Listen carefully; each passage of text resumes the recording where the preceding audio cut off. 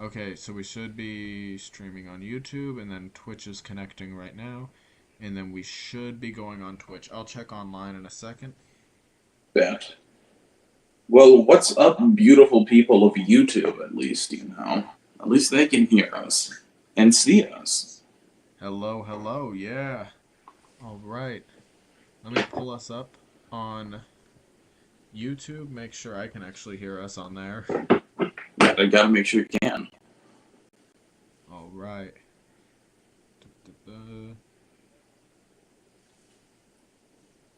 If this would ever load.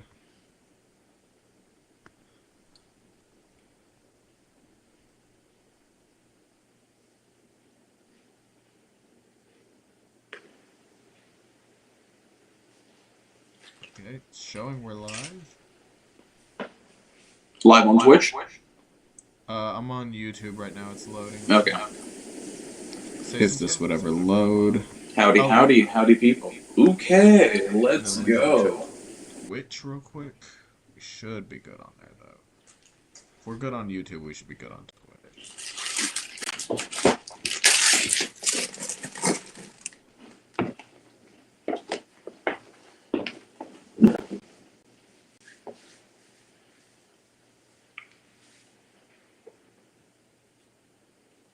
All right. Yeah, we are live and in action. Well, okay. What is up, people? So, this is the second episode of Triple T, the Turf, Tar, and Timber Show.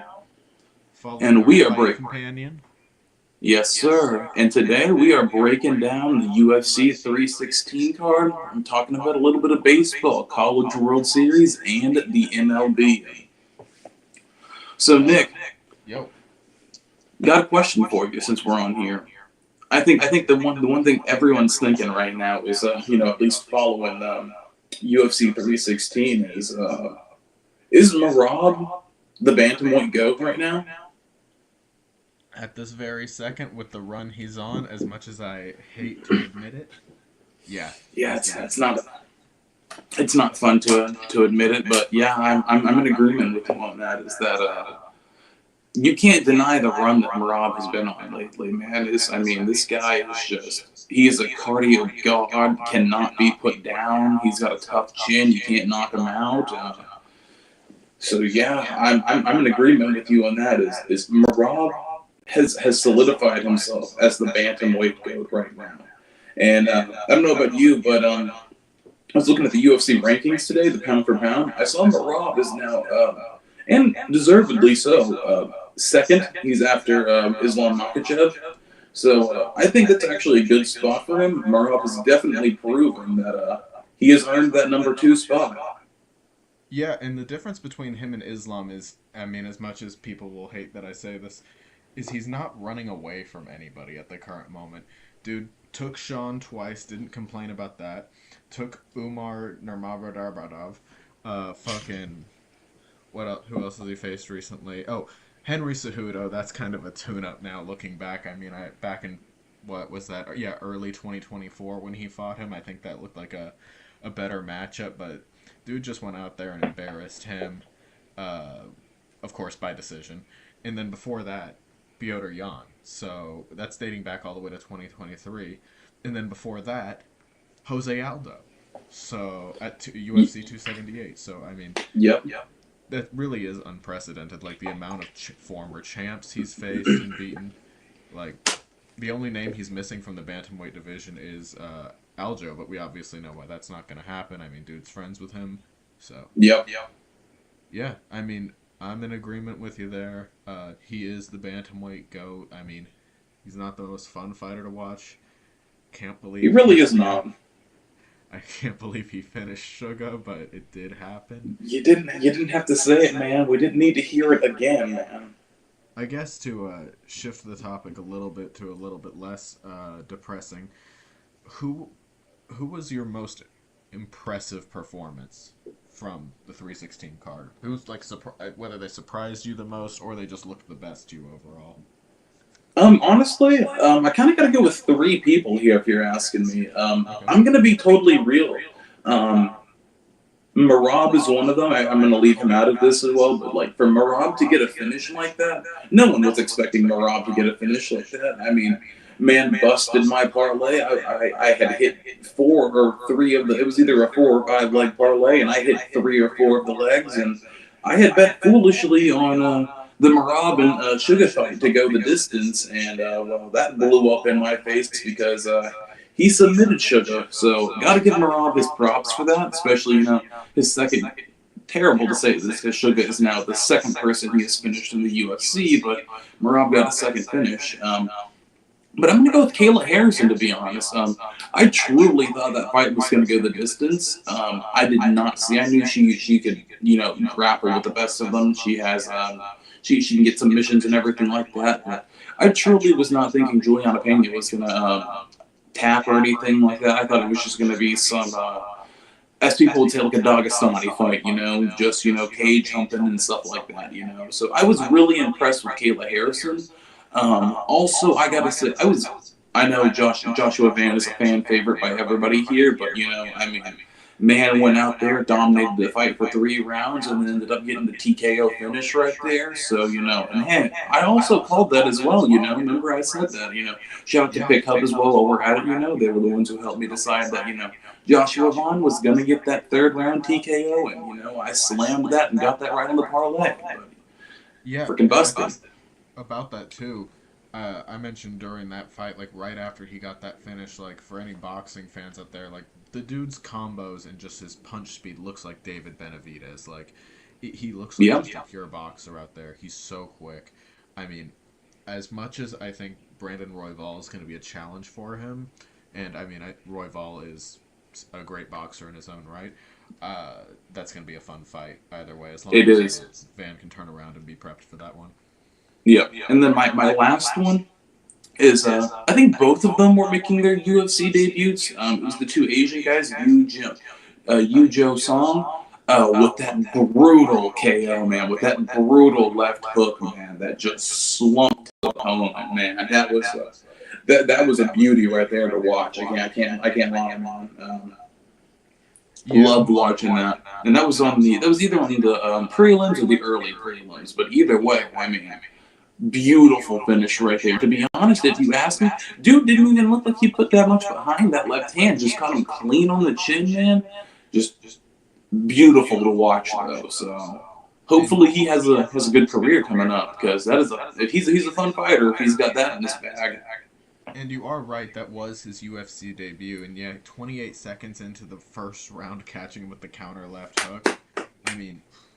That's beautiful, and especially, I think he was coming from Korean Zombies promotion, which everyone's always a little skeptical of the fighters coming out of Asia. Road to UFC fighters have not been that good in the past, but that is true. Really impressive. And Jeka Saragi does suck, but at the same time, like, dude marched into his UFC debut, took the guy down, and impressive all around.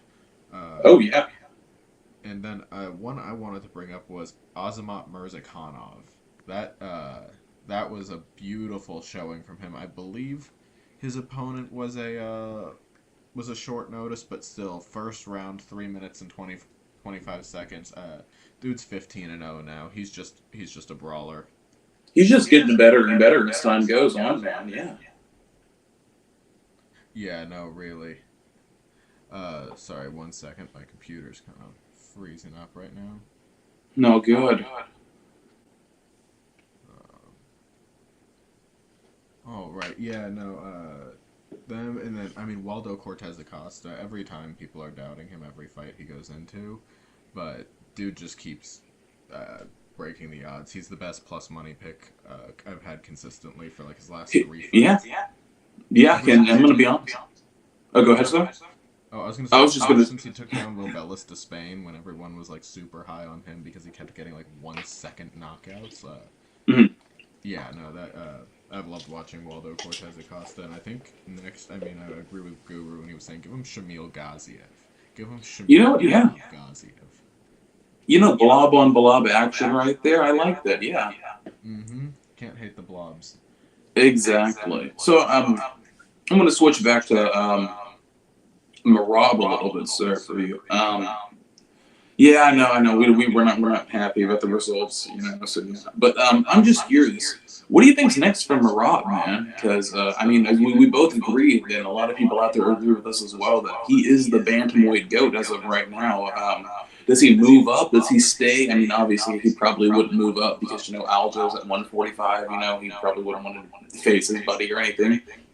But Yeah, I don't think Aljo's on his way to a title shot anytime neither do soon I. at 145. So I'm gonna be on. I think there's two out. Two. Does Umar have a fight scheduled right now? I feel like he does.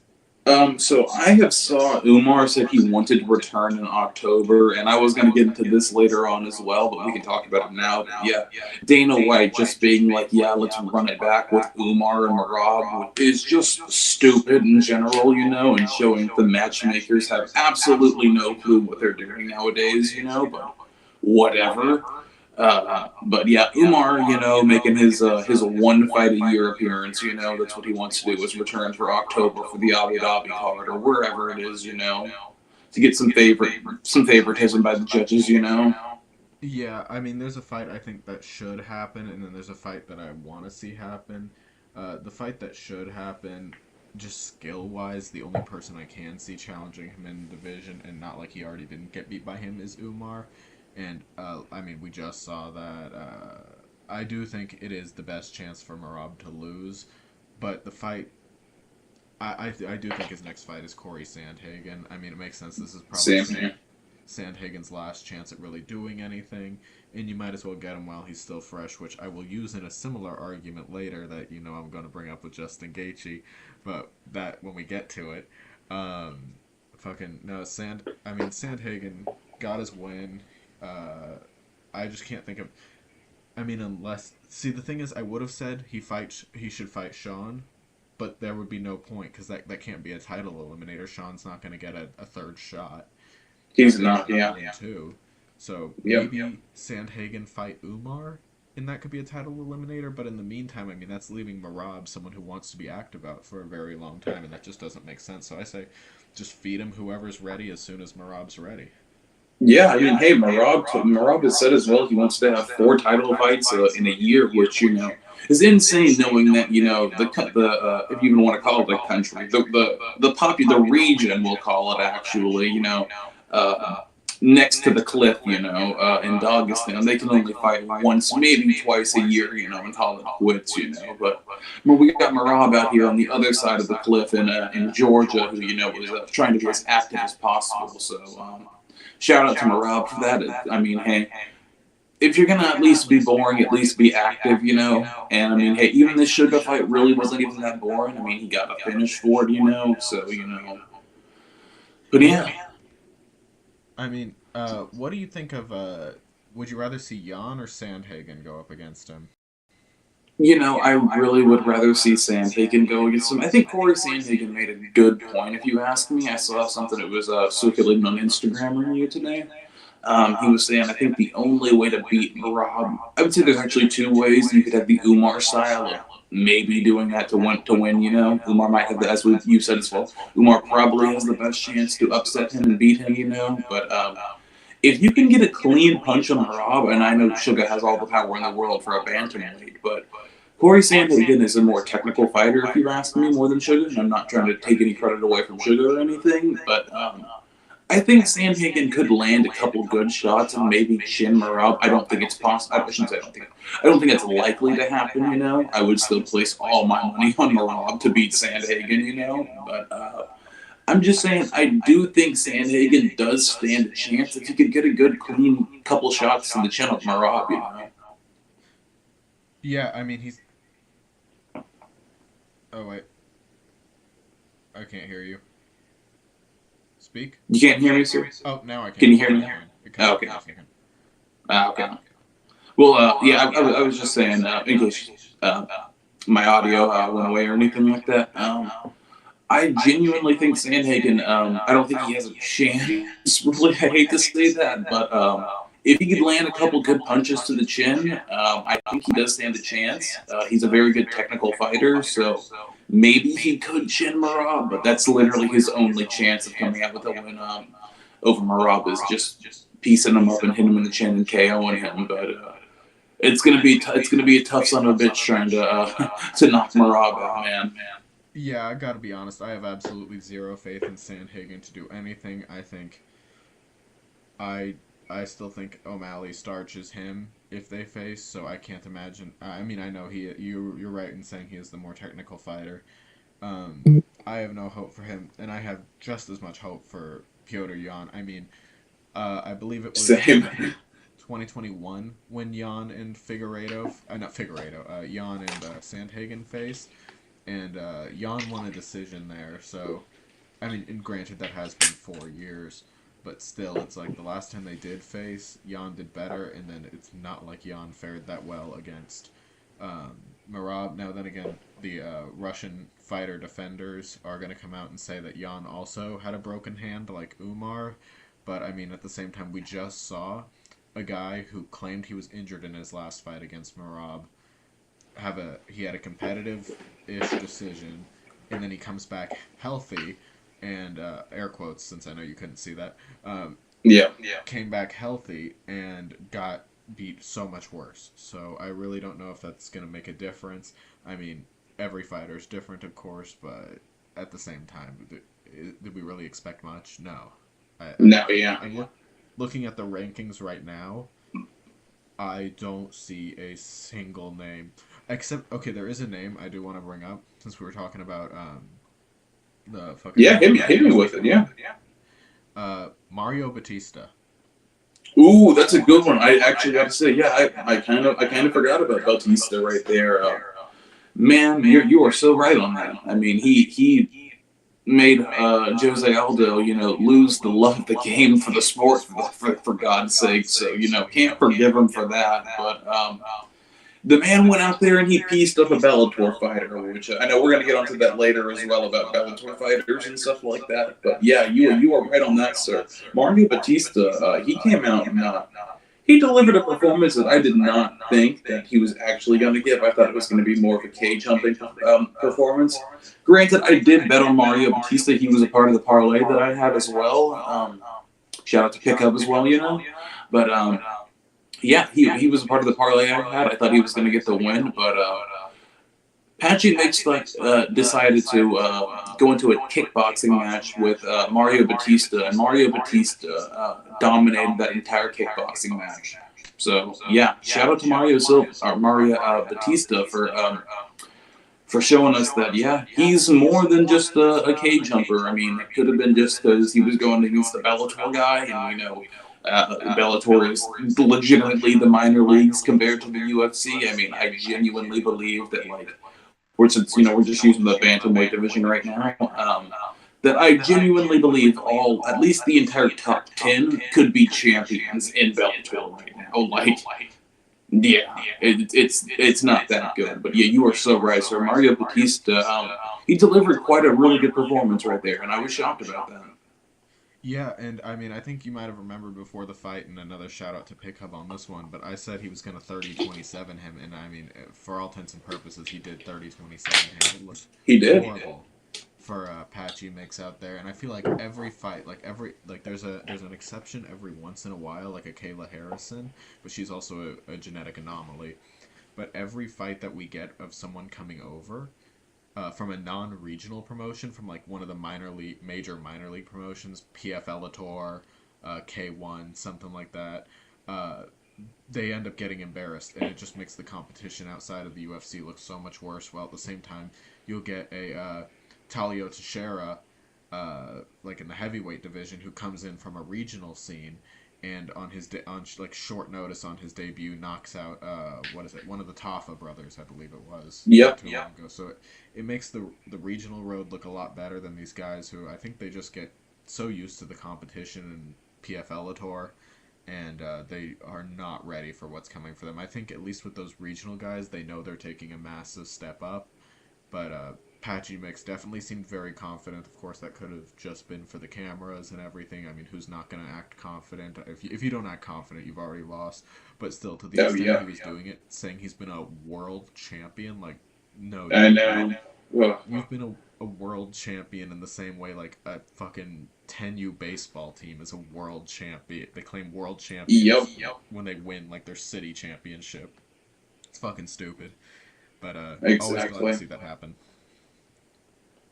Oh, I know, right? Because Patrick Mix was going out there talking about how he is literally the best bantamweight in the world, and you lost to Mario Batista, and he was out there saying, like, oh, if he got a win over him, and like, I mean, not even trying to like, I mean, Mario Batista has very few. I mean, he gained some fans back after that performance he put on, but it's like, my guy, you still do not have that many fans anymore after what you did to Aldo, So, but but he, sorry, excuse me. Patchy Mix was out here saying he was like, once I beat, he was talking about how he's looking through Mario Batista as well and everything like that. And he was like, once I beat Mario Batista, I deserve a title shot and everything. And it's like, my brother, you beat the number 10 ranked. I mean, it's like, it's the same thing with Umar. Umar had one ranked win. Granted, it was over the Sandman, Corey Sandhagen, but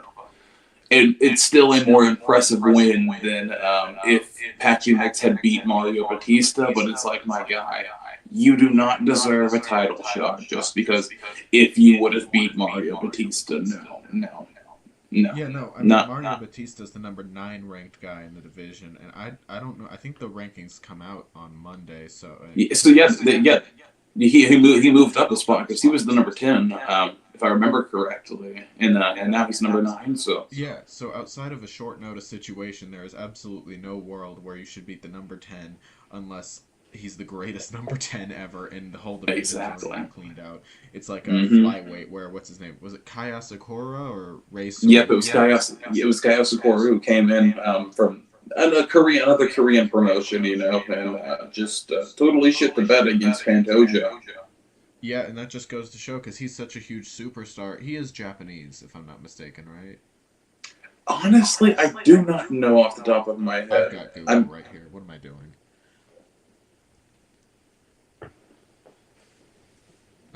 Kai Asakura. Yeah, he's Japanese. I mean, that just goes to show, like, I think the UFC only granted that because he is such a big name over there, and they kept calling him a superstar, and it's like, well, now you're on the world stage.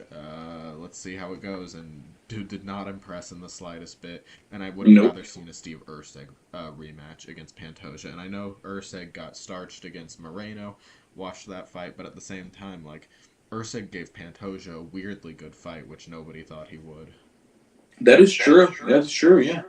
So I'm going to switch the topic off of bantamweights here, and I just genuinely want to get your opinion on this right here. So John Jones has been, you can't say anything other than there's the John Jones fanboys out there who are going to defend him to the death, which is just stupid. But the man is ducking Tom Aspinall, and there is nothing short that you can say of that. It is just a unanimous fact that this man is ducking Tom Aspinall. And Dana White has just let it all slide and everything like that. There's other things you could say with Dana as well as even after the 316 press conference being like, yeah, let's run it back with Umar and Rob. Something no one asked for. Him also saying, let's run it back with Sugar and Rob. Something again no one else asked for. Do you think that the UFC is going on a downhill spiral with Dana White at the helms right now? I don't know if I'm gonna totally blame Dana for it. Let me think. Well, first off, I think you're totally wrong. John Jones is not at all ducking Tom Aspinall. Tom needs to do more with his record than just sit there and whine. He really hasn't done anything in the UFC. He's beat a bunch of nobodies. And I can't keep it up. I'm sorry. I had to try that. I was wondering what that was right there. I was like, is that some rage bait coming right there? Or what is that? Your face change a little bit as I started. Yeah. I don't... One second. Computer's freezing. No, good. I was about to say, I couldn't hear you for a brief second right there. Can you hear me now? I can hear you perfectly fine, sir. Oh, right. Perfect. Um, Sorry, now that just threw me off so much. Uh, Go ahead and give me your opinion on it first, because I gotta collect my thoughts now. Yeah, so I'm gonna be honest. I kind of agree with what you were saying at first. I know you're collecting your thoughts, but you said you couldn't blame Dana for everything here, and I kind of agree with you. You can't blame Dana for everything, but I'm not gonna lie to you, man. I am very disappointed with what this man has done to this company so far. Giving us, I don't know, he's not the specific match. They have matchmakers and everything, but I mean, he's the one who gives the final go with everything. So, not happy with what he's allowing matchmaking wise lately, and the whole John Jones thing has just been absolutely pathetic. I mean, there is no way on earth. I mean, we saw what this man did to GSP when GSP said he was going to retire. I mean, Dana White went on the scorched earth tour after during the press conference after GSP won that title and said he was going to retire. Man with scorched earth on GSP, and but we have John Jones over here who is ducked every real contender that's ever been his way. Ducked the rematch with Reyes to go to heavyweight, and then ducked Ngannou for 3 years, and is now ducking Tom.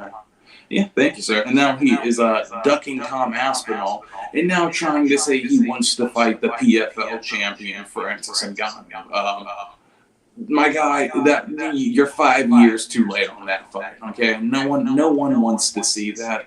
But anyway, back to Dana here. It's just and then Dana's going over there and like the whole turkey thing and promoting boxing. I think Guru really said it best. I'm going to put it in a better analogy if you ask me, in my opinion. It's like working at McDonald's and you saying, I'm going to like help Wendy's, you know, like I'm going to promote Wendy's, you know. Like, I mean, the UFC promoting boxing is literally their opponent in the fight game, like their biggest opponent. It makes no sense. It would make no sense for a McDonald's employee to be like, guys, you know what we need to do?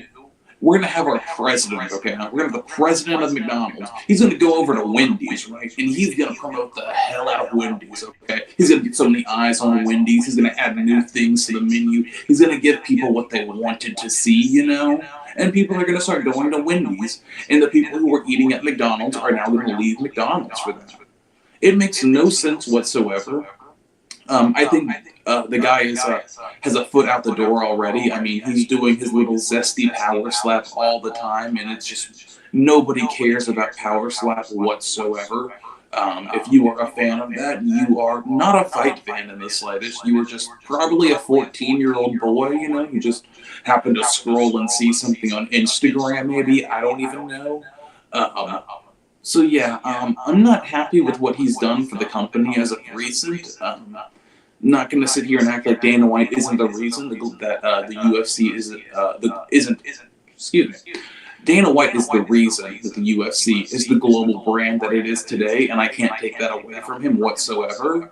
But lately, my guy has had a foot out the door, and I just don't think he cares that much. So I think the UFC has been going down a little bit.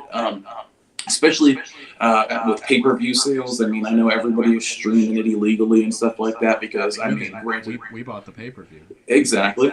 We didn't. I mean, we're law-abiding citizens, so, you know. Anyway, but yeah, with people streaming it illegally, no, they're not gonna. Nobody's wanting to pay $80 for a fight. I mean, for a card that really doesn't even have that many superstars on it. I mean, I know this past one, 316, was actually a really good card, but dude, I mean, this year, I mean, I think there's been, like, I mean, at least to start the year, I remember you and me were talking about it early on, in like January and stuff like that. Like, dude, the fight night cards were more exciting than the first couple of pay-per-views this year. And it's like, bro, I'm not paying $80 to go see Bilal. No, that's not happening. And then another thing as well is you got to pay for ESPN Plus to even get it. So it's like, you pay for ESPN Plus to watch the fight night cards, okay? And that's a monthly fee, you know. ESPN Plus is raising their prices as well. And then you gotta pay another fee of $80 when it used to be like $60 and stuff like that to watch these pay-per-views. So it's like, dude, I know they're probably gonna be switching to Netflix here. They may keep the ESPN deal. I heard Dana and ESPN are not happy with each other right now, but it's like, I'm not gonna lie, I am not happy with Dana right now, but I can't act like he didn't save this company. I'll leave the floor to you now, sir. Yeah, no, it's not even that he didn't. And I'll get to the positives first. Oh fuck, Cleo wants out of my room. Fucking, it's not even that he didn't just save the company. I mean, he saved the sport as a whole.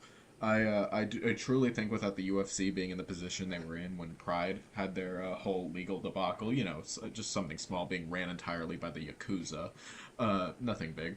I don't think Nothing small. MMA would still be a global sport at all today, and not like it was back then. I mean, it was still illegal in half of the U.S. at that time.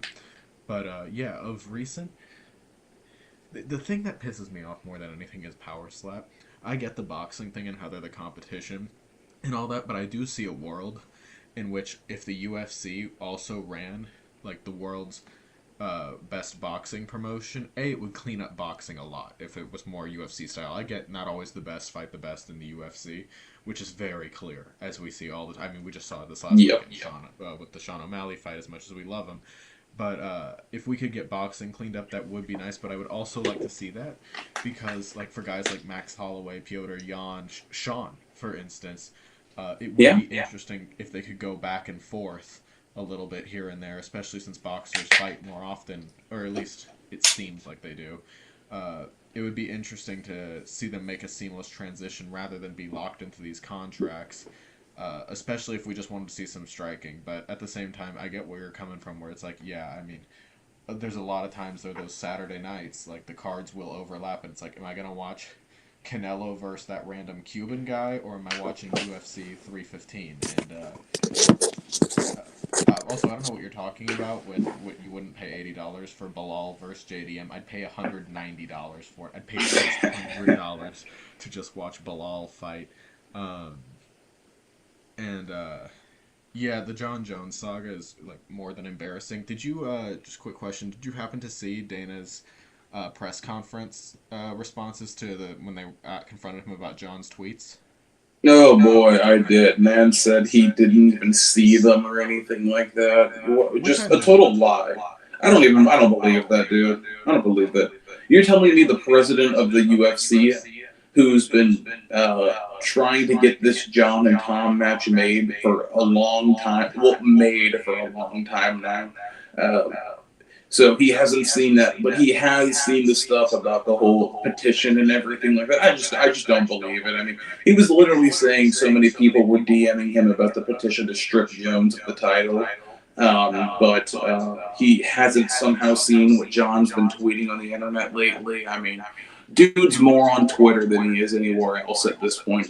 So I don't believe it, to be honest. Yeah, the only reason I'll say, and yeah, of course he would have had to see that petition. I mean, that's 100, it's probably at 150,000 signatures by now. But John does tweet. Sir, I think you are muted, by the way. Let's find out. You're right. I got muted. Whatchamacallit. I was actually, I had John Jones' Twitter open, and the only reason I believe him, and of course, yeah, he had to have heard about that petition. It's been like one of the bigger. You can hear me, right? I can hear you perfectly clear, sir. It has to. It's been one of the bigger stories leading up to. Not even. It has been leading up to 316, but it's not like it was even 316 relevant. I guess that's how big it is. But Jones does tweet quite often and tweets some pretty dumbass shit. So I could understand if Dana was just like, all right, I'm not going to like torture myself every day with watching John respond to random people about how he's a millionaire, they're broke, and how he's just living his best life. Like, I could understand if he's just like, whatever, John's just gonna say what he's gonna say. But especially when he brought up when the Francis Ngannou thing brought up, you could see that little like shark smile come across Dana White's face. Yeah. I was like, oh yeah, did he say that? Did he say that? Fucking no, I did love his reaction to that. I thought that was funny, but in the saying that they couldn't strip him, I mean, something's got to happen very soon. Apparently, the fight's agreed to. We've been hearing that forever. But Ariel Helwani was saying that... Yep, I was just about to get to that, yeah. Yeah, that John backed out, and that we're gonna hear about this pretty soon, I believe he said. But I mean, Ariel, as much as you hate him, and I have a soft spot for him.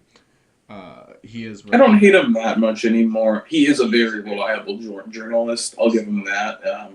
He's won me over with his hatred of John Jones because, not gonna lie, I was literally at the gym earlier today, right before we were doing this, and I was watching Ariel's clip of that, and gotta say, how much media, specifically him, because let's face it, Ariel is the biggest fight news guy out there, really, like if you want to call it that.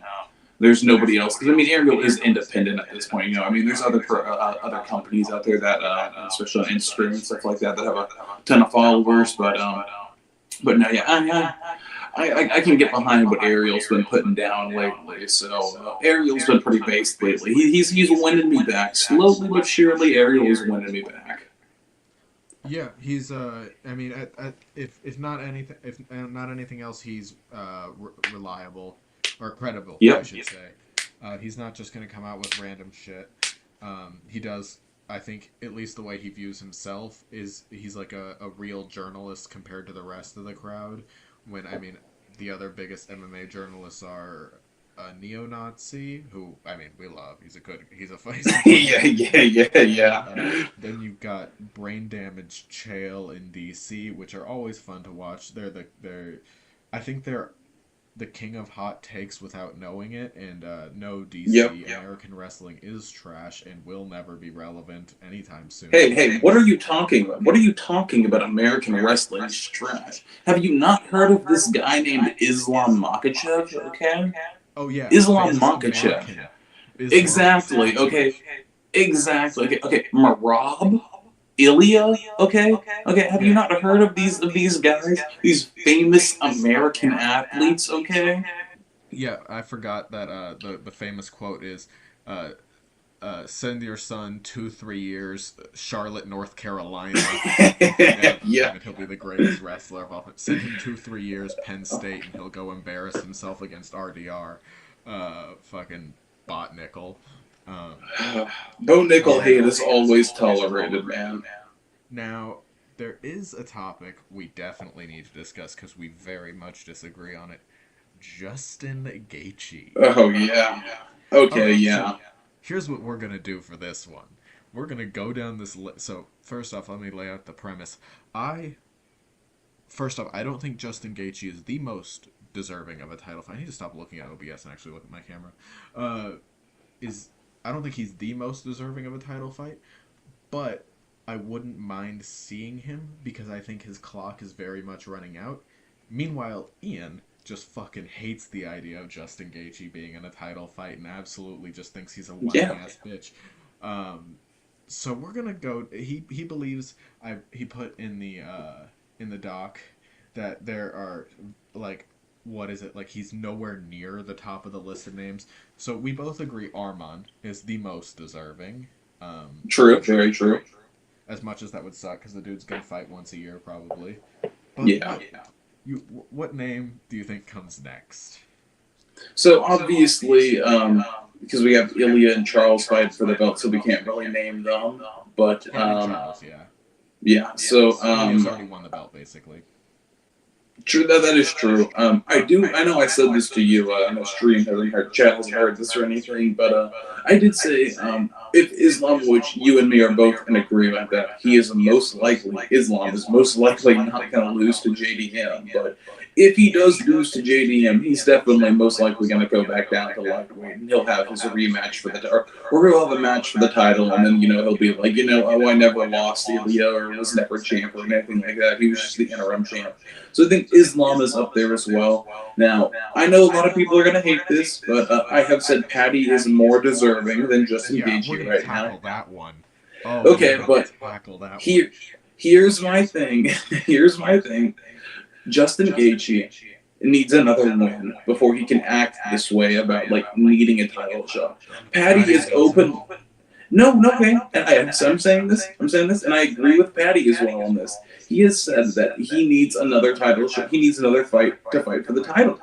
And I agree with that as well. But but you don't see Patty out here acting like Justin Gaethje, who's threatening retirement if he doesn't get what he wants. I'm sorry, beating Fiziev is not some great thing. I mean, Fiziev was ranked 10. It's literally, I mean, he's no Mario Batista or anything like that. But again, Patchy Mix was over here saying the same thing. Oh, if I basically beat this number 10 guy in Mario Batista, I deserve to be fighting for the title.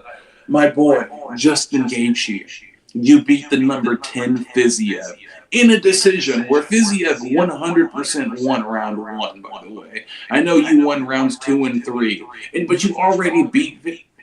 True, but you already beat Fiziev. You didn't prove anything by beating him again. You just beat Fiziev again. Like, I mean, I'm not impressed. And what happened the last time we saw Justin Gaethje? We saw Justin Gaethje get absolutely fucked on and destroyed by Max Holloway. He lost all 5 rounds, and then the greatest knockout in UFC history happened. I mean, I was at your house there. I mean, there were multiple people there. That was the loudest your room has ever been. I remember you telling me that. Like, we all were going ape shit crazy, man. Just going crazy watching Justin Gaethje fall face first into the canvas like that, man. I'm just saying. I agree with you on a lot of your points, except for the thing where you said, like, Patty, okay, that you, like, Patty's at least not out here threatening to retire. I think the problem with Justin Gaethje in his current situation is, A, he's already proven he can do it at the highest level, unlike Patty. Patty has only proven himself against 90-year-olds who are on their last legs. But also, Justin Gaethje, in the same way Jose Aldo barely had anything left towards the end, where he didn't even want to fight Zahabi, really, once he got close to the weight cut. And, I mean, Mario Batista took away his love for the game. I think Justin Gaethje, he knows his clock is ticking. He's about to either not be good or not have any passion for the fight. So it's like, while he still has something left in the tank where maybe he can pull out some sort of miracle in the same way we hope that Charles can against Ilya, even though we know it's super unlikely. It's not happening, yeah.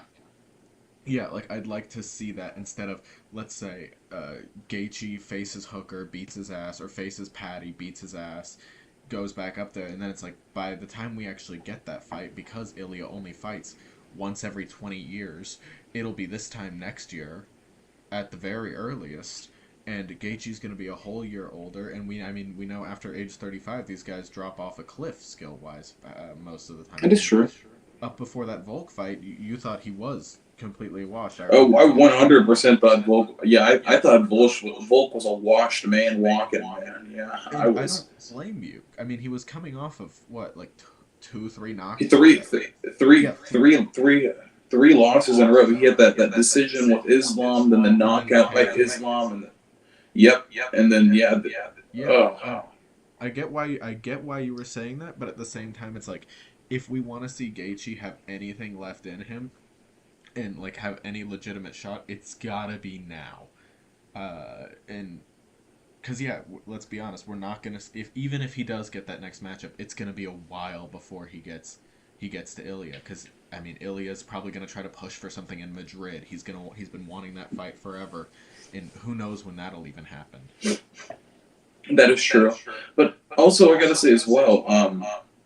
Now I know Max lost to Ilya in the featherweight, and I'm not saying the outcome would be any different in lightweight or anything like that. But I mean, Max quite literally dominated Justin Gaethje and knocked him the fuck out in that 5th round. He's also more deserving, and I'm not saying. I just want to clarify for our audience. I'm not saying all of these guys deserve title shots like right now.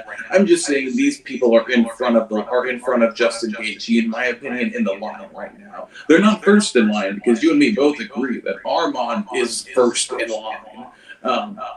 I'm just saying, in my opinion, there's about 5 guys, if you ask me, that are in front of him in the line. Wait, before you dive deeper on Max, though, are you relenting that Patty is not ahead of Justin Gaethje? Because I think a win is much more impressive than beating the 90-year-olds. I mean, hey, Joaquin Buckley only has old man wins as well, and he's about to go knock Kamara out, and Kamara is an old man walking as well.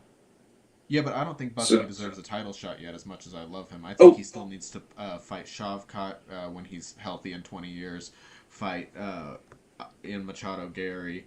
well, Ian Machado, the Cuck boy's just ducking, man. I mean, he has been ducking. He's been ducking Joaquin for the dawn of man. So that fight will probably never happen because Cuck boy's wife, is afraid of what would happen to him. But yeah, I mean Buckley. I mean Nursultan Ruzaboyev was actually a pretty impressive win, and I don't think he's all too old. Uh, but this to get back to the Paddy thing, I mean it's just like he fought Tony Ferguson on the worst losing streak in UFC history. He fought Michael Chandler at 39 years old, Who is and horrible. wait, what? I said, who's horrible? I was just saying Michael Chandler's horrible. Yeah. Oh, he's another example of like how we brought up earlier, like the Patchy Mix types, the fucking Pitbull types who just can't cut it in the UFC. Just the only thing he has going for him is he's very like active in the cage, so it's like he's at least somewhat fun to watch until he starts running away and cheating. And then the King Green win is not all that impressive considering the little downward slide he's on right now. And King Green was great back in the day. I mean, he was no champ, but like still, he was very Yeah. fun to watch. But I just can't live in a world where Paddy is ahead of Justin Gaethje because of those wins when Fiziev is a better fighter. I think Fiziev would starch those three guys right now. Oh yeah, I agree with you on that. See, but here's what I really wanted to see more than anything. I really want to see a. There were two fights I really wanted, but the one main one I get to. I really wanted to see Dan Hooker versus Justin Gaethje, and to be honest, I really would have shot at the pickup, by the way. But like, I would have bet. I would have bet my money on Dan Hooker to beat Justin Gaethje. If we're being honest, that's psychopath, man. Dan Hooker's a psychopath, but I really wanted to see, and I think this could be like a potential number one contender, like for instance, after because we both agree that Armand deserves the shot. So like after IFW, the next pay per view where Charles and Ilya are fighting for the belt, Armand's obviously next in line for that. But I would love to see Justin Gaethje versus Patty to be like a number one contenders match, or just like maybe whoever gets that, is like whoever wins that is next in line for a title. And I think that would be a really good win for Patty on his record. Yeah, I agree with you there. That would be a fun fight. Sorry, I'm just trying to pull up Dan Hooker's record right now. He beat was it Gamrot he beat recently? I'm not sure if he did beat Gamrot. Yeah, Did he beat Gamrot? Yeah, he beat Gamrot in Okay. August last year. But I mean, thinking about it, his last three fights, Claudio Puelles in 2022, then he beat Jalen Turner in 2023. Jalen Turner's now retired, so not super impressive. I think he had a couple losses before he retired too. And Mateusz Gamrot. Now the Mateusz Gamrot one is pretty impressive. I mean, Gamrot's good, but at the Yeah, same time, Gamrot's not bad. yeah, no, I mean he technically just headlined his own card because Macy Barber has a million health issues. But I just What are you talking about? That was the greatest fight of 2025, sir. Are you talking? Are you telling me Aaron Blanchfield versus Macy Barber did not entertain you? I mean, definitely the commentators trying to figure out what the hell to say while it was going on, and they kept kind of repeating themselves, was quite entertaining. But I just Yeah. don't. I mean, Dan Hooker, he's ranked number 6 right now. Uh, I just, I think he's got at least 2 more fights before he gets a title shot. Because beating Gamrot, I'm sorry, you gotta at least go through one of the top 5 guys. And I know Poirier's about to be out of there, but go through Holloway, go through fucking Armand. Well, actually, no, Armand wouldn't take that fight. Yeah, see, I would have. I wish his bout didn't get canceled against Gaethje because then we would have gotten to see that instead of the Fiziev debacle. But also, he does have a lot of canceled fights. I'm looking at it now. He originally had his canceled bout against Jalen Turner in March. They didn't end up fighting till July. Then he had King Green scheduled for December 2nd, 2023. That got canceled. Didn't end up fighting till August 2024, and that was the Gamrot split decision, by the way. I would like to add that that was a split decision. And then March this year, he, whatchamacallit, he had his canceled bout against Gaethje, so it's like every other time the dude has a fight get scheduled, he's dropping out. That is true, yeah. I will give Dan Hook. I mean, yeah, Dan. He broke. What was he broke his arm or his hand or something like that. But yeah, I'm not gonna lie. I just think Justin Gaethje needs to. If he truly didn't, because you remember this, I didn't hate Justin Gaethje the way that I do now because of him being annoying. I mean, you and me both, man. We had money on him to win, and freaking Jesus just, bet against us, man. That little motherfucker, man. Love that man, but that man. Yeah, we did, man, and he just did it out of spite, man. That's all he did. Shout out to Pick Hubs. Maybe Jesus used Pick Hubs for that. I don't know, man, but he just did the tracking that week for Pick Hub. That is true. I forgot about that. But that little juicy boy, But yeah, I'm gonna be honest, man. I was just so disappointed in that performance because as I said, we both thought that Justin Gaethje was gonna beat Max Holloway, man, and that was pure domination. And he did lose a belt. I mean, I know I'm in agreement with a lot of people here that the BMF title is pretty fucking stupid, to be honest. Makes no sense, to be honest. And frankly, if we're being honest, Ilya should be the BMF because, he just beat the guy who was the BMF and is the first guy. Yeah, and is the first guy to ever knock Max Holloway out. So if anybody on this planet is the BMF, it is Ilya Topuria. He's the people's BMF. Yeah, I think the UFC just really wanted to keep from combining those two titles because, I mean, once you do, it becomes inseparable from the champion because whoever beats the champion's going to get that, and then they'll be the new champion. So I get why they did it, but it's also stupid, and it makes no sense because you're no longer you're the baddest motherfucker who just got laid out on the canvas. But, I mean, I think that, I don't even know if that performance showed,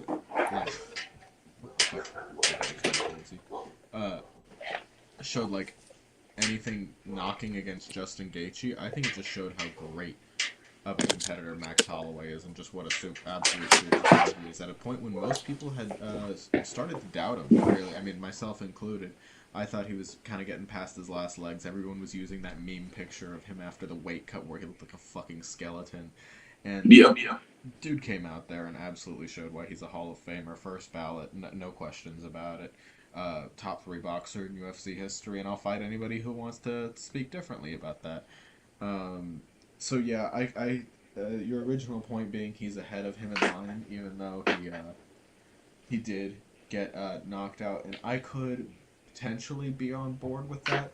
Again, though, it just all comes back down to me for I don't know how much passion Gaethje has left for it, and if his only passion is for the title fight, I'm not going to knock him for that. Now, if it was Patty in his current position saying that, I'd be like, well, what the fuck have you done to ever earn a 20-nothing-year-old, or he might be 30 now, I don't know, but, still, fucking, at least Gaethje's had some great wars. He's been a fan favorite, but, yeah, I just want to see him at least get a shot before it's too late, and then before it's just...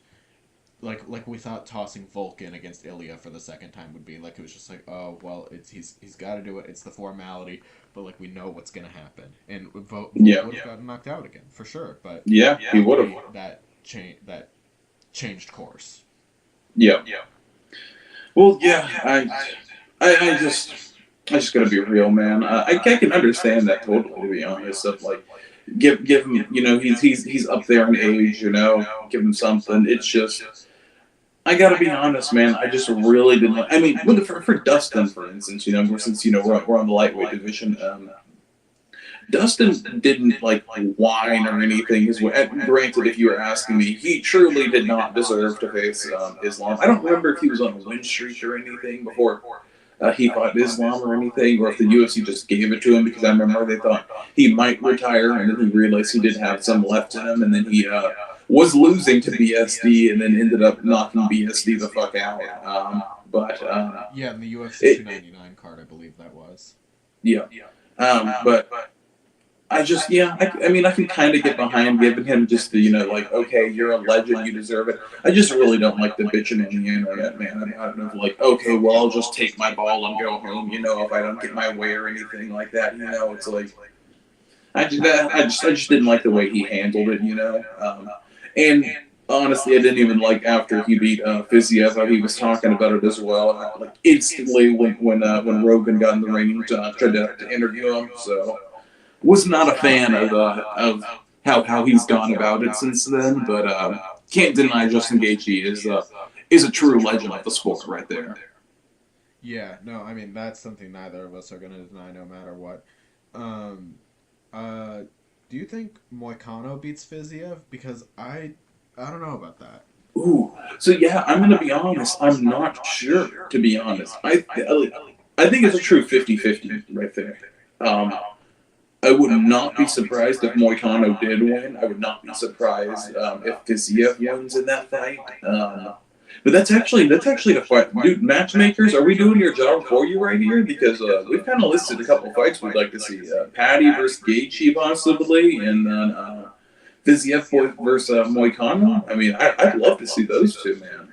Yeah, because I mean they're number 10 and 11, nine. I mean not nine, 10 and 11 in the division, and to be honest, I mean I know Moicano. Obviously, he got that last second title shot, but at the same time, like his recent wins are BSD, Jalen Turner, and Drew Dober. I will I say, yeah, I just want to say sorry about this, but I go just wanted to say, yeah, I mean, he fucked BSD up, man. I mean, BSD left in a pool of his own blood. So, and I'm not saying BSD is good because BSD has, since the Poirier fight, he's only won one fight since then, and he took an UFC easy debut opponent. on short Yep, notice, yep. and he was And he offered didn't even. it, and Yep, he and he didn't didn't even. take him up. Yep, and he couldn't even finish it in like the first round or anything. I think it took him to like midway through the second, if I remember correctly, for him to get that finish and everything like that. And it's like, my guy, you're fighting an older guy who's making his UFC debut. Now, I might have misspoke there. Don't quote me on it, but it might not have even been his UFC debut. I think it was actually a guy who got dropped from the UFC a while ago, then got a one I fight. think you're right. Yeah, Yep, I remember. You're I'm not right on even that. looking at it right now, but I think that just kind of rings a bell. I feel like I remember hearing people say that. But at the same time, it's like either way, you're essentially fighting a guy who's not a UFC fighter at the current moment and wouldn't have been if it wasn't for the dropout. And I mean, I get why he didn't take the Gamrot fight. The Gamrot fight is a lot harder for him, and it's going to be likely a loss on his end. But Yeah. still, fucking nobody wanted to see that. He was like minus 2,500 favorite. There was no point in even betting on him. No point in parlaying him. It Oh, barely true. moved the needle. Yeah. Yeah, BSD is a fraud.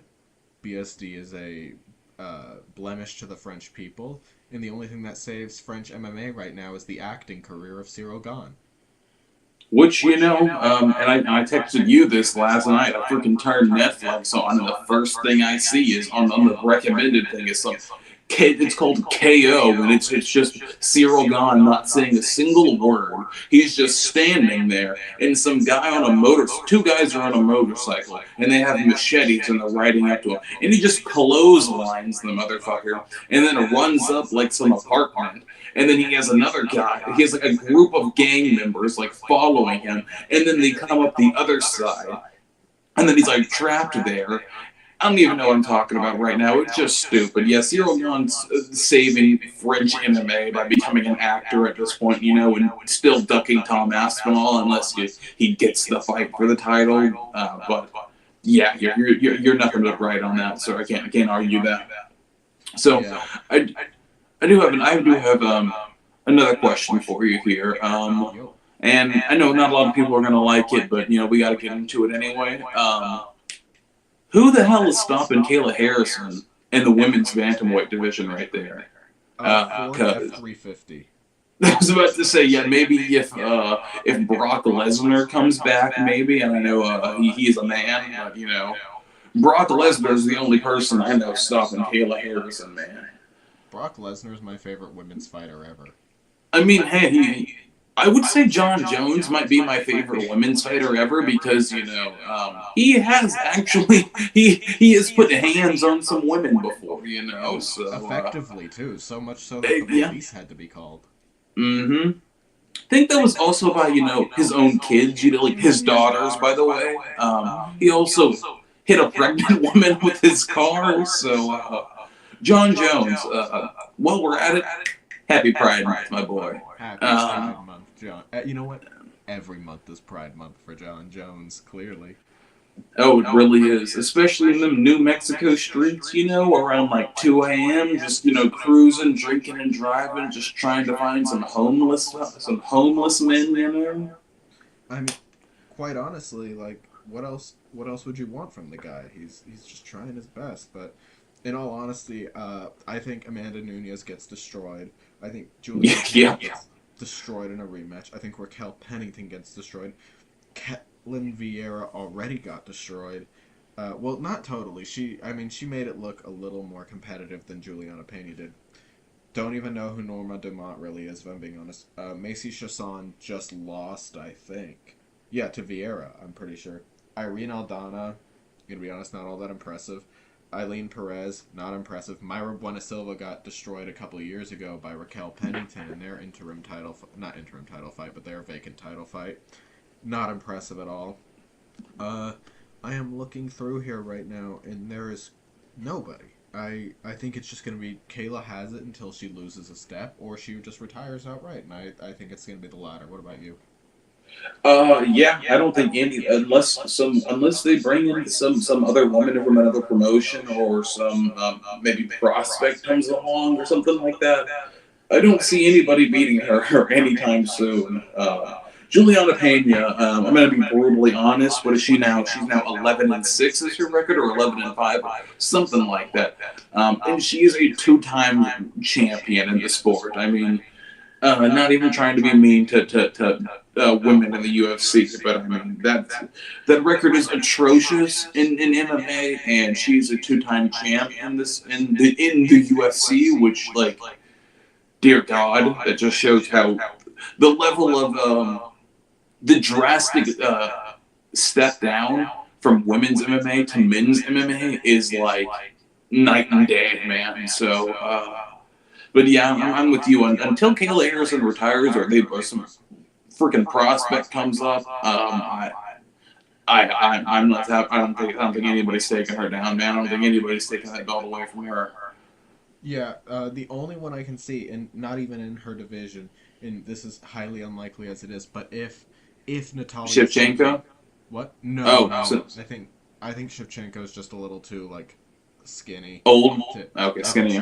yeah, I was gonna say I think and obviously Natalia Silva's gonna win the women's flyweight title before she even considers anything like this. But if she wanted to put on 10 pounds and go up to face Kayla Harrison, I mean, she is good. She's I mean outside. She's good, but I don't like her style against Kayla Harrison, dude. Kayla Harrison's gonna be huge, I mean, I know she's gonna cut weight and everything, and she's gonna make weight and everything, but she's gonna gain them pounds right back, man. And like Natalia Silva's kind of small, if you ask me. I think she would be in for a brutal day if her and Kayla face each other.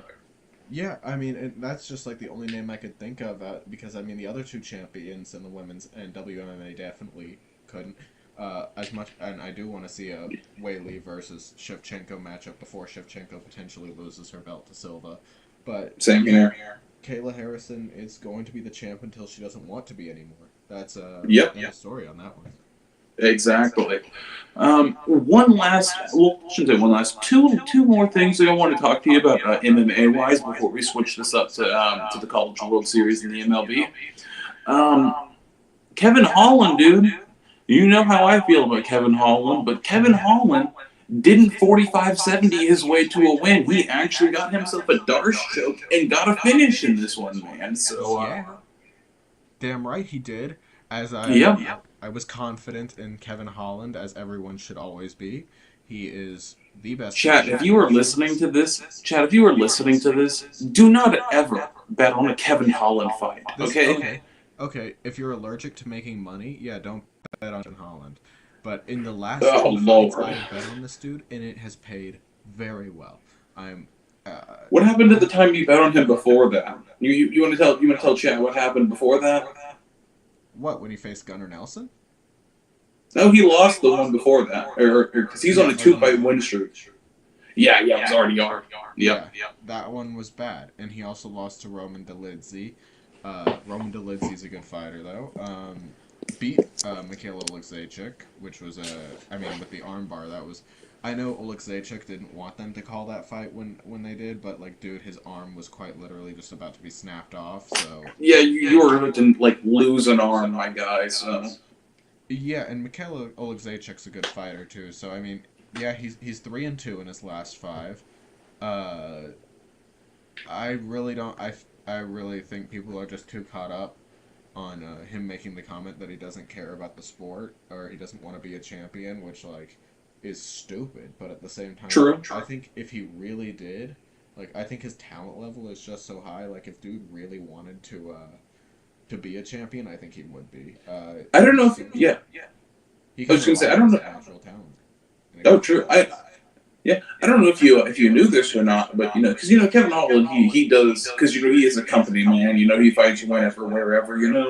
I'll give Joe Rogan that. I know we know Joe Rogan says that every single Kevin Holland fight. He'll fight whenever, wherever, anybody.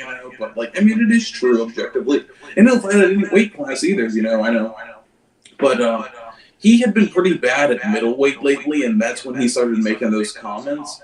And he switched back to welterweight for these last two, and he's actually looked pretty decent these last two fights of his on this 2-fight win streak he's had in welterweight. So I think Kevin Holland should stick in the welterweight division.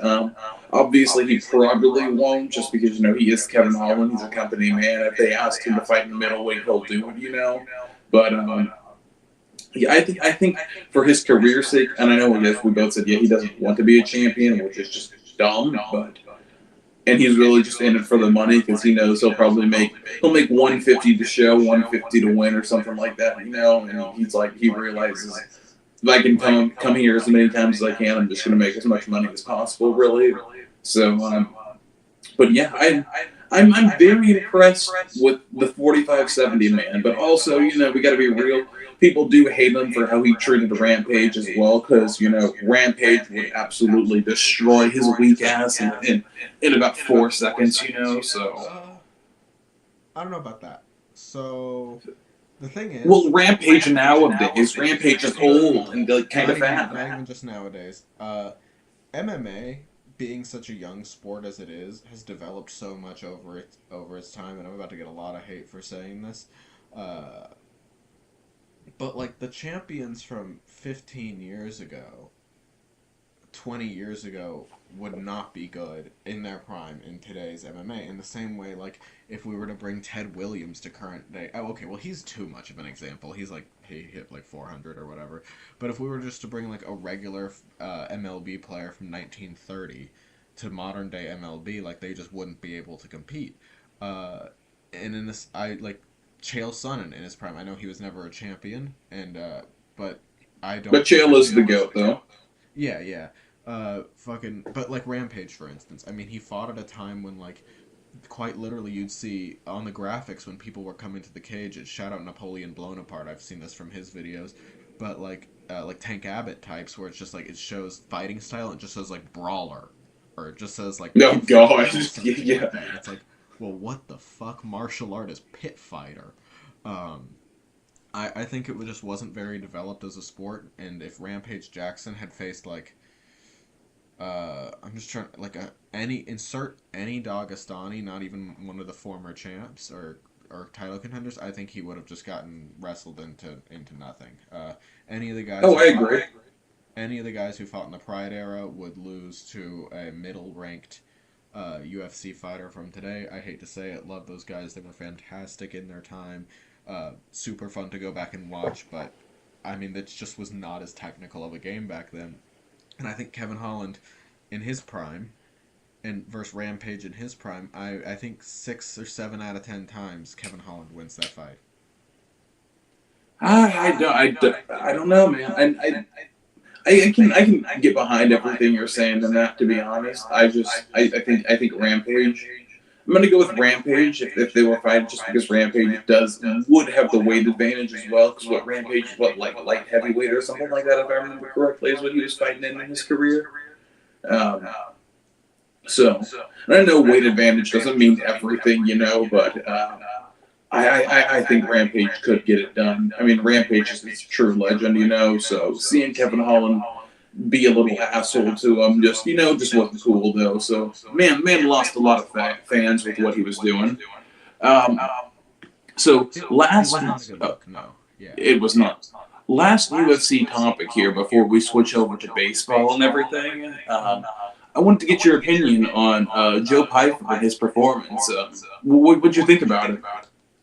So I wasn't all that disappointed by it. I certainly, I mean, okay, the thing is, if he was fighting anyone else and it had gone to that decision, I would not have been.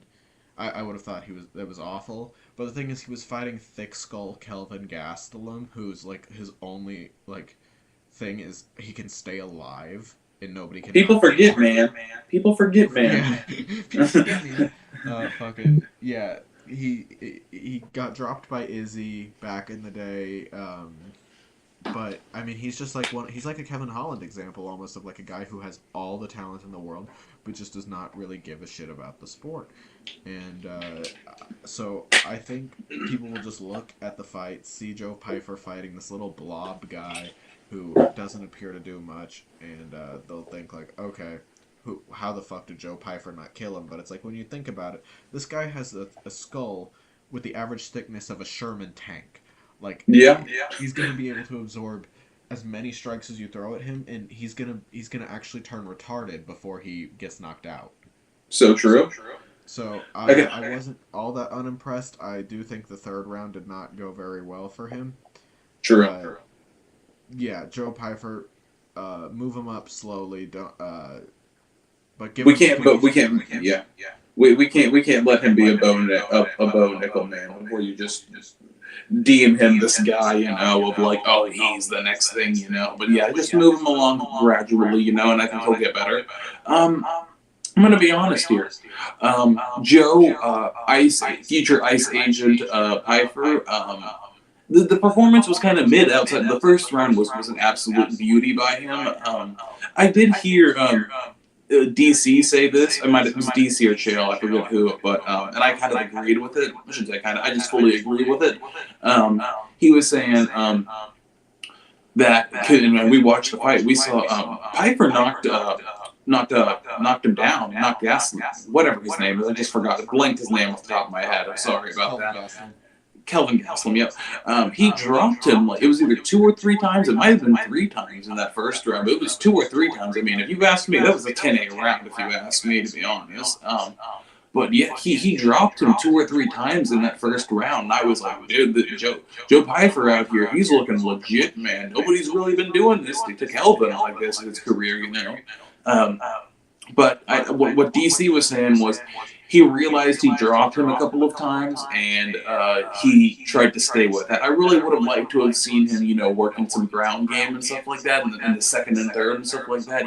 Kept it more of a mixed martial arts, but it was definitely more of a kickboxing fight, And I would have liked if Joe would have mixed in some takedowns here and there, maybe tried to go for a submission. Well, if he got him to the ground or anything like that, just something to like help him know that like he's not just one-dimensional, That's my only criticism of Mr. Ice Agent's fight, but other than that, I think he's definitely got a brighter career ahead of him than Bo freaking Nickel, So, but yeah. So, I think if I was rating it, even though they do look exactly alike and kind of are both extremely unlikable, if I had to choose one prospect that I think is better and has a brighter future, I would definitely say Joe Pyfer over Bo Nickel, although I'm not high on either of them. And while you're readjusting, I'm going to go ahead and get a soundbite real quick from that last conversation. Just ignore this. But Kevin Holland in his prime beats Rampage Jackson in his prime. The game was not that technical back then. He was fighting pit fighters, quote unquote, and fucking I don't know, brawlers? No, Kevin Holland in modern day MMA would absolutely destroy Rampage Jackson. Take that to the fucking bank. Okay, yes, the hot take right there. And by the way, sorry, sir, I had to. Vertical. Yeah, I had to do the vertical. I need to charge my phone, so I had to do that. I was down to Thing looks 3%. very weird on the camera right now, just so you know. It's like going outside the box. Is there any way you can lean off? Let me see if.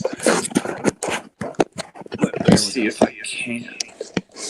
I don't know if it's charging. You know what? We'll just do it like this. That's perfect. Yeah, as long as it's on its side, because it just doesn't fit in that like little TV-shaped box otherwise. So anyway, sir, since we've talked about the UFC here now, wanted to get your opinion on this College World Series. You as I know we're new to the streaming world and everything like that, but I am a diehard LSU fan here, so and that goes for football, baseball, women's basketball. We do not care about men's basketball as LSU fans. Okay, we refuse to acknowledge the sports. Ben Simmons did not go to LSU. Okay, he went straight from Australia to the league. That man was never on campus once. Okay, however, Naz Reid did go to LSU. Okay, the GOAT went to LSU. So we have LSU and Arkansas. They're going to be facing each other in the first round of the College World Series here. Well, I shouldn't say the first round, but we'll actually in the World Series part since Super Regionals and Regionals are over. You have you think you know who's going to win that match, sir? You think you know who's going to win that best of 3 series? By the way, your thumb was a little in front of the. Oh, you're good. Yep, I saw that. Yeah. No, all good. I mean, I gotta go with LSU. I know more about their team because of you. Obviously, Cade Anderson, Anthony Ianson, is that his name? Yes, sir. Yeah, I mean, Cade Anderson's the best pitcher in the country right now. Y'all have a great lineup of hitters. I mean, Arkansas. That's the debatable part, if we're going to be honest, right there. What about Jared Jones? That's a name I know. That means Jared Jones. Jared Jones had been. He did have a good Super Regionals against West Virginia. The bats were alive against West Virginia, but dude, I remember watching the games and. Ben McDonald, former LSU player, by the way. Shout out to Ben McDonald, first overall pick as well, pitcher for the Orioles at one point in his career. He was talking about, they're showing his stats, Jared Jones. Man was doing, he was not doing good lately, man. I'm telling you, during SEC, because I don't know if you know this or not, but for college baseball, you end the season with like your conference play. So I know you as a Miami fan, you guys are going to end the season with ACC play. So LSU ended the season with a bunch of SEC play. And Jared Jones was not doing too good in the bat, sir. I think he was batting like 240 or something like that, which is not good for college baseball, especially if you were a good player, like a really good player like Jared Jones is supposed to be. So bats are kind of iffy. That's my biggest concern heading into to Omaha with the Tigers right now. Is I know what I'm going to get from Cade Anderson and Anthony Ianson. The bullpen can be a little bit shaky, but I do have I do have more faith in them than I do in the bats, just because the bats are facing a good pitcher, man. I am worried, man. I am worried. Yeah, I mean, and definitely facing SEC rival. Y'all did beat them in the regular season, right? Yeah, we won the and by the way, that we actually ended the season with them as well. So it was before the playoffs started and everything, and and regionals. LSU won the last 2 out of 3. It was a 3-game series. Yeah, I mean, anything can really happen in the playoffs. It's a season of its own, basically. Okay, OBS just did a weird thing, but I think we're good. Yeah, we're good. Are we? Yeah, we're good. All right. Yeah, no. I mean, that's gonna be the most fun matchup of the first round, I think, to watch. I mean, we know UCLA is gonna get their win against Murray State. They're gonna advance past them. It's Arizona versus Coastal, right? Yes, sir. And then we have Oregon State versus who on earth is Oregon State facing? It just blanked in my head. It's not. Oh my gosh. Louisville. Louisville. Yep. Yeah, that should. I mean, I know you were talking a lot of good stuff about Oregon State. I still think that could be a fun matchup, but I mean, we know the UCLA one. That one's over. I really don't think Coastal Carolina goes much further. Um, I think they're gonna meet their match with Arizona in like the brief looking up of what See, I've done. Okay, I, let's I'm hear it. I'm I'm gonna take Coastal, man. I'm gonna take Coastal. They have been a better team all season. Coastal is one of those programs that, for some reason, they're like a Gonzaga, or something like that. I shouldn't say they're like a Gonzaga because Gonzaga has national championships, but they're just like a random team that's good at basketball and like that's their one thing. Coastal's like a good baseball school and like that's their one sport that they focus on. So I'm gonna take Coastal over Arizona. I do think Arizona is a good program. They're recovering from losing Jay Johnson. Shout out to Jay Johnson, the LSU manager. LSU be poaching. Because we are the Tigers, the seven-time national champs, baby. So Clemson it is, baby. You know what it is. it is not the Clemson Tigers, okay? The last time the Clemson Tigers and the Louisiana State Tigers faced each other was in a national championship game in football, and the Messiah himself, Joseph Burrow, absolutely obliterated the Clemson defense, okay? But anyway, and by the way, it was supposed to be LSU Clemson, by the way, in super regionals, but those dummies who can't even like make a correct C. I mean, I showed you their baseball logo. The ugliest C that I have ever seen in my life resides in the Clemson baseball logo. Ugly. They couldn't even beat West Virginia, and LSU just absolutely swept West Virginia. So, no, no. Can't be going there, sir. I'm not down with that. So, since we've talked about all the matchups off the top of your head, real quick, who do you think ends up winning it all, and what's the championship matchup? I'm gonna have being an LSU fan here. I'm gonna have to go LSU versus Oregon State in the national championship game. I'm gonna say it goes 3 games, and I'm gonna have my Tigers taking it all, man. I'm hoping they take it all. I'm gonna be believing in them, man. If they, I truly believe though, the winner of the LSU Arkansas series is the one who's gonna be winning the national championship. So whoever wins this LSU Arkansas is gonna have a pretty good way of getting to the national championship. I do believe as well that UCLA, um, they're not terrible or anything, but they're gonna be out of what I think the Final Four, which would be Coastal, UCLA, Oregon State, and LSU, they could find a way to somehow just upset the world. But I think it's very unlikely. I truly believe in Oregon State and that side of the bracket because I believe it's going to be LSU or Arkansas, whoever wins that series, is going to end up facing UCLA. Then again, maybe I know we're discrediting Murray State and everything like that, but who knows? Maybe Murray State could pull off the upset of all time, right? I mean, Hey, it'd be entertaining at the very least, but highly unlikely. Very, yep, very unlikely. And then for the yep. last part of the show, did you want to switch to just the recent baseball MLB catch up? Yeah, I mean, yeah, might as well. Yeah, I mean, I guess the big news in the last couple days has been, I mean, Roman Anthony getting called up by the Red Sox. He's their second big prospect to get called up in the last month. Marcelo Mayer being the first. Quite underwhelming in what he's played so far. I think I checked yesterday. He was hitting like 220 something. Not great. I don't think he had any home runs yet. He might have one.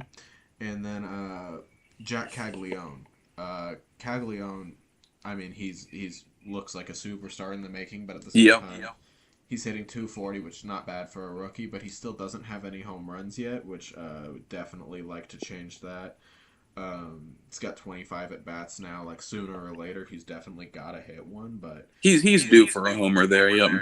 yeah, I mean, he's just built he's going to be hitting bombs in the big leagues. And I follow some minor league baseball accounts on Instagram, and it's like every other day. They would take turns. It would be like a Caglione home run highlight or a Roman Anthony home run highlight. And it'll be exciting to see Roman Anthony in the AL East. The Red Sox definitely need that help right now. Yeah, I gotta say I've watched Jack Caglione for a while now because I know because I've always been a college baseball fan, so I've seen the man since I believe it was 2022. I started coming back into college baseball again, started watching, and then we had the LSU run in 2023 with Dylan Cruz, an absolute goat of the program, and Paul Skeens, who was just a man amongst boys. And that yeah but it was in the 2023 national championship series. It was LSU versus Florida, so we got to see I got to see Jack Caglione against my Tigers. Man was not bad whatsoever. He was actually one of the bright spots for them, but because they ended up getting swept. It's big fuck Florida here. I know you're a Miami fan. I'm an LSU fan. Yep. So exactly. Yeah. Oh wait, yes, there we go. It is yeah, we are not Florida fans here. You go down to the Bayou down in Baton Rouge when it's Florida game week, whether it's football, baseball. I mean, again, men's basketball is not really a sport. It's more of an imagination thing here, but women's basketball, you're gonna have some people down in the Bayou in Baton Rouge. You're gonna be cooking up some gator. You're gonna go to a tailgate down there and you'll see some gators being cooked down there. So we love cooking us some gators. Also, shout out to Marco Wilson. Love that man. That man was a psyop. So shout out to you, Marco. I like how a Jack Caglione question led to Marco Wilson. Hey man, that's how it be going on the stream. Women's basketball, and then I come back and I hear the words Marco Wilson wake me out of a fucking slumber. I was like, what the fuck? Yeah, no. It'll be interesting to see how those guys do. Obviously, we're both Rangers fans. That season is going horrific. Horrible for us. Quite horribly. I mean, we do each root for a team in the National League too. Yours being in first place, the Cubs with a 4-game lead over the Cardinals. Let's go Cubs. Cardinals have had quite a bounce back year. Hey man, I was telling you as well. I told you, don't be sleeping on the Cardinals. The Cardinals are going to find their way into it. They're either going to win the division because I am a Cubs fan. I don't be trusting the Cubs. I have learned my lesson. You can't be trusting them all that much. I'm happy with how the season's going right now, but the Cardinals could 100% end up winning the division and sneaking into the wild card as well. So beware of the Cardinals, guys. So yeah. And then, I mean, I like the Giants. They're a game and a half back of the Dodgers right now, which I don't think anybody expected at this point in the year, especially with the power friendship roster that's kind of been put out there, and we keep getting robbed in free agency. I know we got Adames, but still, I mean, it's not like he's a world beater. But yeah, I mean, I think that's all we really have to say on the topic, and let's see, we'll be back. What day is our next show? What day of the Tuesday right now. Tuesday? I'm down for a Thursday show if you are, sir. Let's do it. Thursday show, probably around the same time, most likely, maybe a little earlier. We'll get that figured out. Yes, guys. Okay. Follow our social medias listed down below. This show is sponsored by PickHub. Better picks, better payouts. If you don't know who to bet on and you don't know what videos to watch and who to trust with your money, go to PickHub. It's free, and they will show you the exact rates for moneyline, method, and round for MMA picks. Come football season, college football and NFL predictor accuracy. Check it out. But yeah, hit up our social medias. Follow us there. Turf Tar Timber everywhere. And yeah, we'll see y'all next time. Deuces, guys. Much love.